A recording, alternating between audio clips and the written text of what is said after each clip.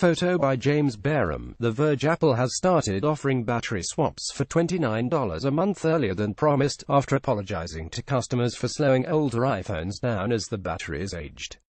However, the company did not clarify how it qualified batteries as eligible for the discounted replacement, as the Apple Genius Bar uses a diagnostic test to check whether a battery can retain 80% of its original capacity at 500 complete charge cycles.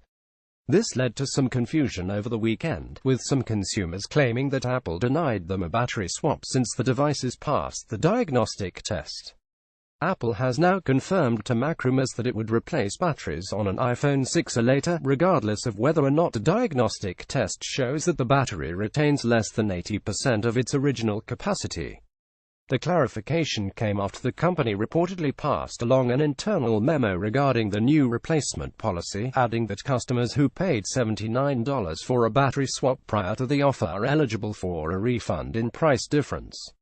Though Apple doesn't consider battery condition in the replacement offer, it's important to note that it might not replace your battery if it finds other damage to the phone, or if there are third-party components in your device. Apple slowing down older devices has been a long-held rumor, and this recent information has led to multiple class action lawsuits.